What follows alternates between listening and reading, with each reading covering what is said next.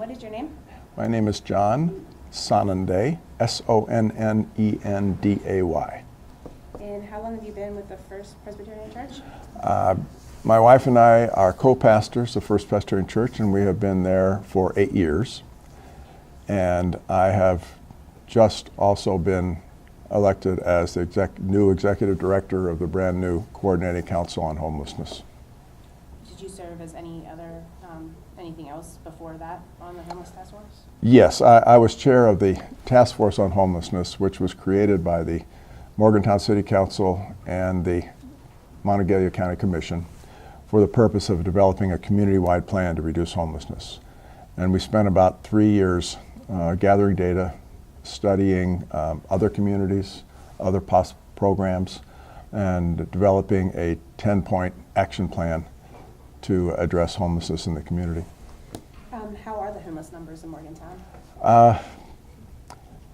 Generally, they've been running around 125 or so. We do a count every year as a part of a nationwide sort of snapshot in time, how many folks nationwide are experiencing homelessness.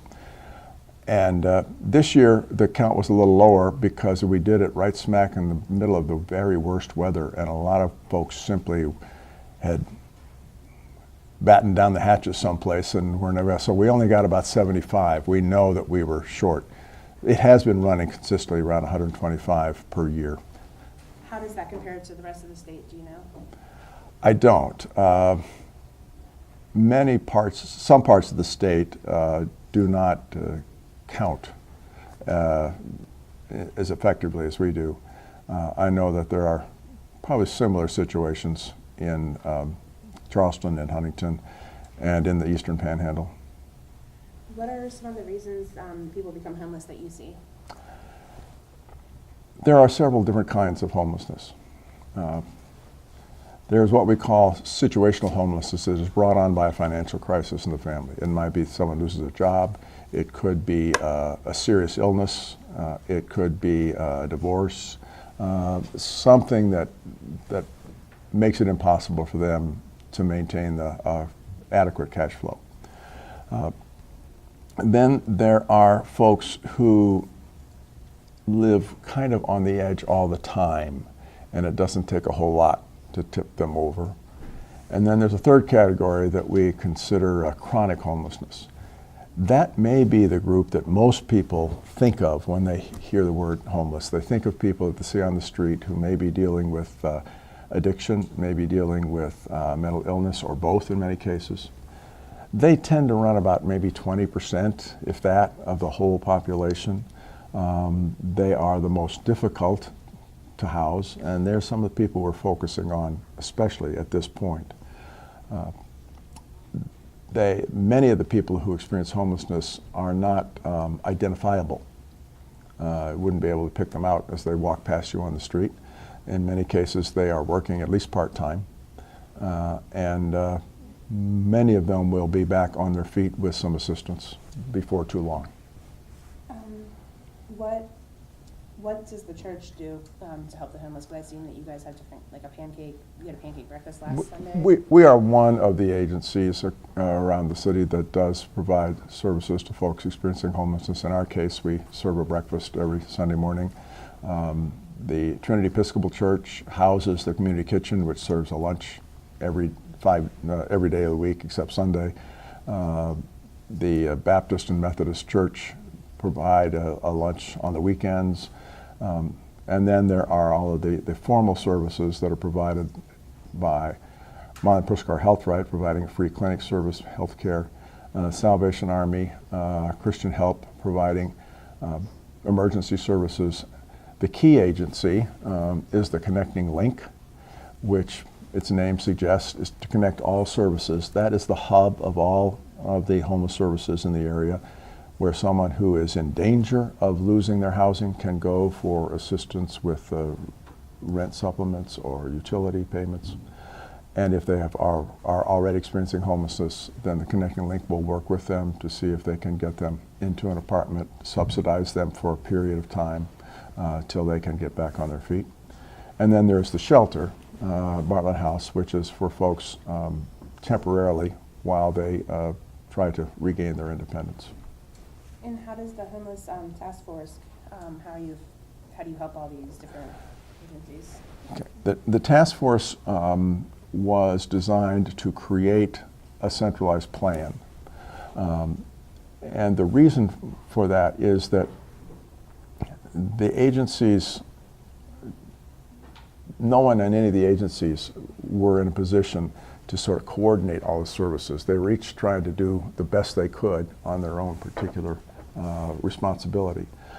But began to realize that the best thing was for them to work very closely together, make sure that people were not duplicating services, make sure that we were offering just what people needed rather than leaving it up to the clients to walk around from place to place and put together the services that they need.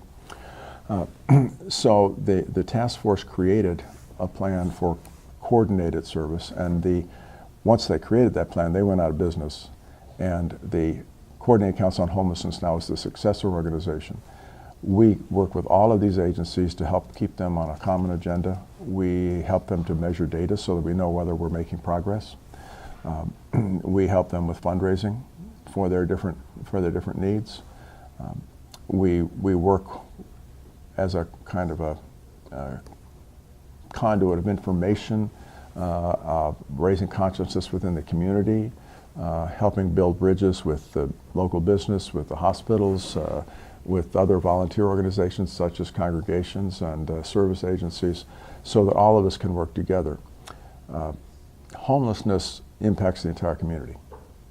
And one of the things we've learned is it is incredibly expensive for the community. Because people who experience homelessness have higher health care needs. In many cases, they do not have insurance for those. For instance, we learned just recently that in the past year, 2012-2013, Ruby Hospital absorbed $1.6 million in unreimbursed healthcare costs for persons experiencing homelessness. Now you add to that all of the extra police services that are required, the shelter services, incarceration. People get arrested more likely if they don't have a place to live. You add all those costs up, it is much more than what it would cost us to pay the rent for someone. The community could pay someone's entire rent for a year, and it would save the community money. And that doesn't even measure the impact simply of the presence of people on the street, which impacts the quality of life downtown. So we all have a really heavy interest, and our job as the Coordinated Council is to bring the entire community's resources to bear on really getting folks into housing. Is the community the only thing that funds homeless? We have several sources of funding. One major source of funding is the federal government. The Housing and Urban Development Department supervises the budget that the federal government has for homeless services. We have several grants in the community for that. The Kenting Link just received a $100,000 grant for the purpose of preventing homelessness and subsidizing the rent of people who are already experiencing homelessness so that they can get back on their feet. The state funds some of our staff. Then the city and the county offer some of the funding, particularly for our organization. And then we will also appeal to various local foundations and other groups, and we will be launching a direct sort of campaign for individual support as well. Are there many children without homes? Last year, the Bartlett House reported that they served 85 persons under the age of 18, and that was twice as many as the year before. There are other children who are really impacted by housing instability. That is, they may not actually be left out on the street, but the county Board of Education's offices, for instance, know that they may move 3 or 4 times in a school year. For the county's purposes, that's virtually considered homeless because the impact it's having on their stability and their education. And by the way, the families with children is the fastest growing portion of the homeless population. How are you trying to fix that? Well, the big thing we want to do is to help people prevent homelessness. That's the best thing to do, so they don't ever get in that. That's why we have a special emphasis through the Connecting Link on prevention. So we want people to come to us before it gets that desperate. And then we have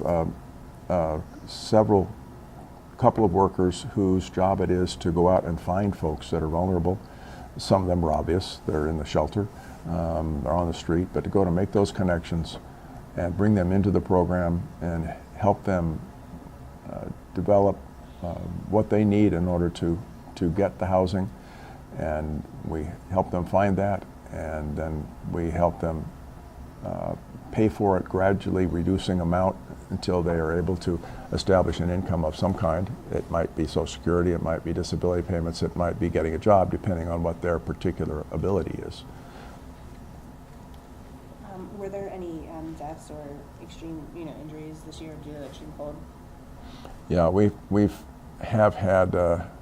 had one